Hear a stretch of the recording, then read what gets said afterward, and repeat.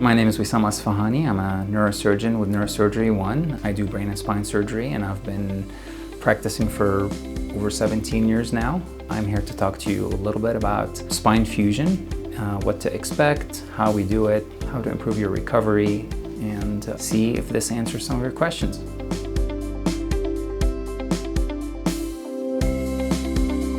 The main aim of a spinal fusion surgery is to stabilize the spine, especially if there's abnormal motion in the spine, and whether it's abnormal motion in the neck or abnormal motion in the lower back.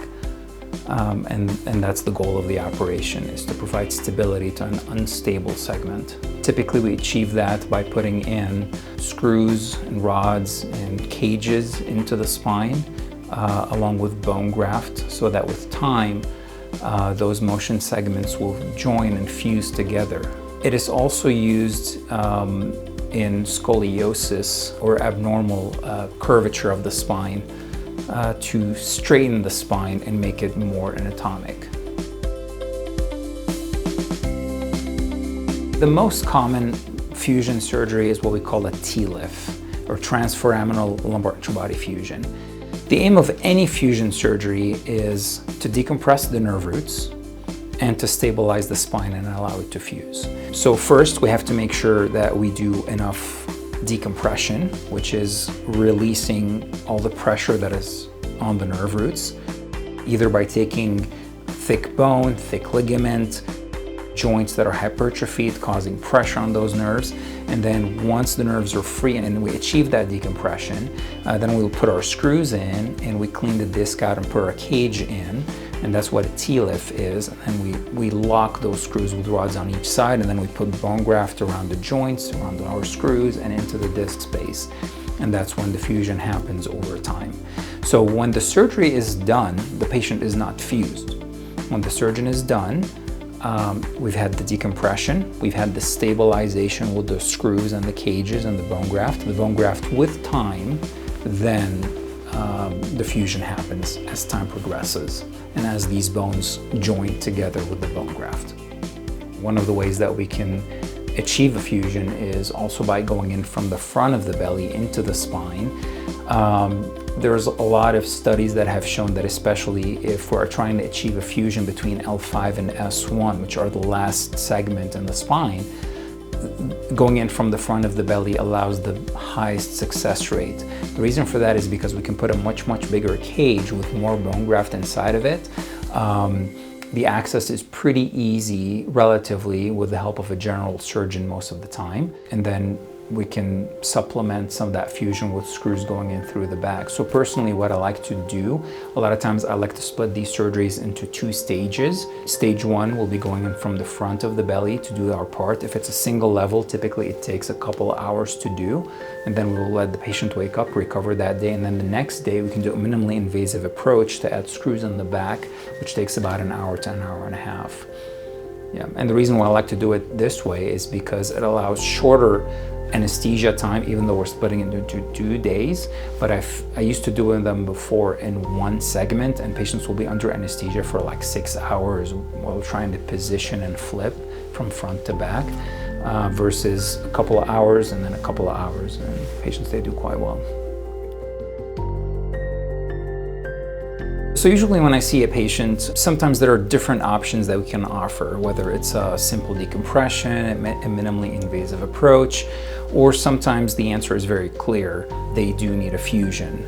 I typically do not offer a fusion unless I am very certain that that is the appropriate treatment for the patient. So a lot of times a fusion operation is left as a last resort after many other procedures, where there are different types of conservative treatments have been performed, or even less invasive surgical options, or if truly this is the needed procedure.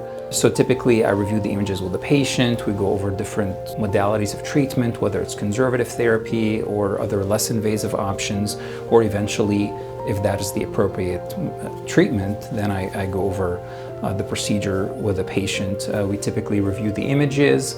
I explain to the patient my rationale, why I think the fusion is the appropriate treatment for them. There's a lot of controversies, or patients are afraid of fusion operations in general. So I want to make sure that the patient understands that no, this is the appropriate treatment for them, and we're doing this to make them better, not worse. At the end of the day, my aim is for my patients to be better after their fusion surgery. Not the same and not worse.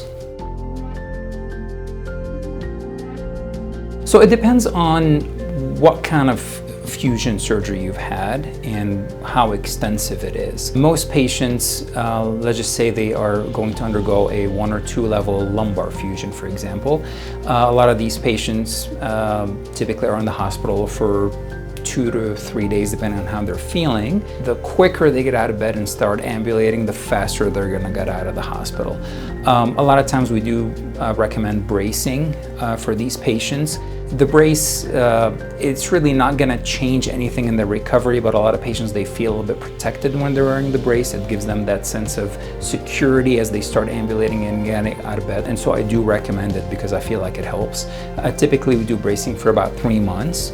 Within the first few weeks, walking should be the main exercise. The more you walk, the better, I think. I don't want patients doing any heavy lifting after the operation, so for the first 2 weeks, I typically recommend they don't do any heavy lifting over 5 to 10 pounds. And you're going to hear us say no BLT, so no bending, lifting, or twisting. We want to try to minimize that. And that's where I think the brace also helps remind these patients not to do these maneuvers. After those 2 weeks, usually we see our patients in clinic, make sure they're healing the way they're supposed to. We get an x-ray, make sure they're recovering well, make sure the x-rays look fine.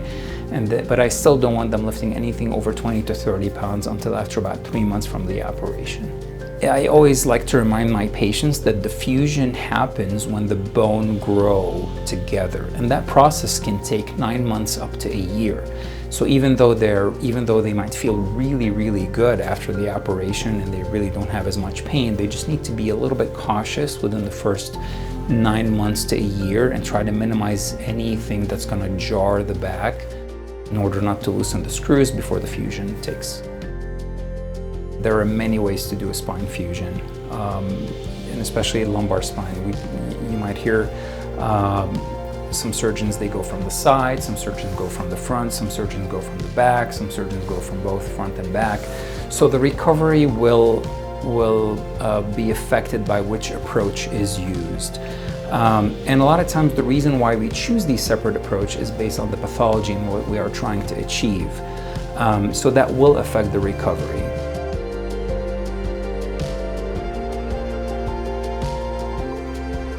There will be an amount of pain after the operation, just like with any surgery. We try our best to minimize that pain, either with some changes to their physical activities or the oral medication regimen. Most of the pain that the patients will experience is usually within the first 2 to 3 days after the operation, and then the pain starts slowly improving and getting better. By 2 weeks, most patients are actually, they feel much better. And a lot of times the pain that they had before the operation is pretty much significantly improved, and what they are left with is some of the pain from the surgery itself, which as you get further and further away from the surgery, that pain will continue to resolve.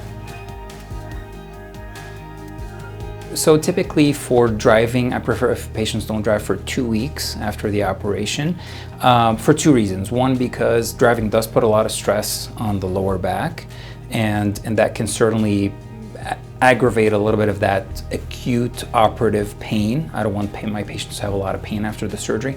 Number 2 is a lot of my patients will be on some sort of a narcotic medication, and if God forbid something were to happen, a car accident or something like that, it is considered being driving under the influence. So we're going to try to avoid any sort of medical legal issues from that aspect. After those 2 weeks, if patients are doing well, from my standpoint, they can go back to driving. Now, going back to work, it will depend on what their work entails. If it's more of like a desk job, answering phone calls, working on a computer, Typically within about 10 to 15 days, they should be able to go back to work.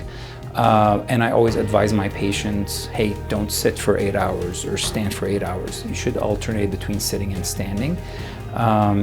If it's more like a construction work, something like that, or something seriously physically demanding, I would wait at least a good 3 months before releasing them to go back to work. As far as like some leisure activities, some roller coaster rides, golf, things like that, I typically prefer to avoid that for at least a good 9 months, just because, like I said, we want to try to make sure that the fusion has completed and has solidified, because we don't want to jar those screws and let them loosen prematurely.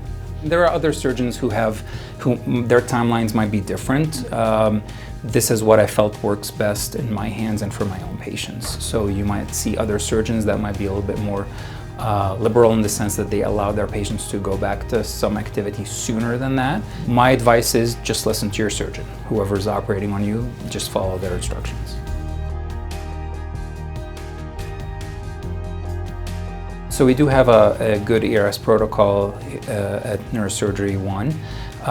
You'll have a nurse practitioner who will see you, they will pre-op you. We have a spine class where they go over a lot of information that might pertain to your surgical approach that will also enhance your recovery. A lot of times we do send our patients for rehab prior to surgery.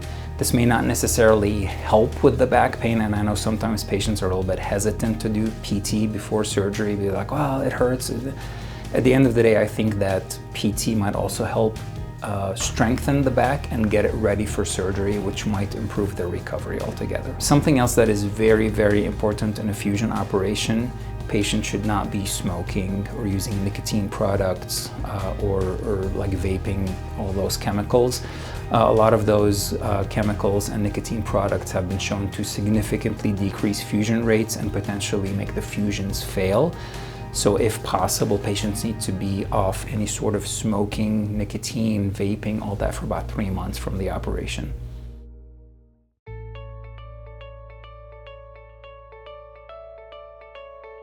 Because we're going to be putting in screws into the bone, we need to make sure that the patient's bone is of adequate quality. So a lot of the time, I will ask my patients to get a DEXA scan, which is an osteoporosis test to check if they have osteoporosis or osteopenia. Sometimes if the patients have bad bone quality, I may choose to postpone the operation for a few months while we send them to our bone health clinic and get them treated to improve their success rates from the operation. Because if their bones are soft and we're putting screws into those bones, the screws they're not gonna hold well, and the fusion is not gonna be successful. I understand the concern. I think the issue with spine fusion is that it is a misunderstood procedure in general. At least for my patients, if I was going to recommend a fusion, it's because I think that's the correct thing to do. I don't personally do exploratory surgery whereby I tell my patients, hey, let's do a fusion operation and see what happens. Like, to me, if the success rate, like if the odds of success about 50%, to me that's not worth doing.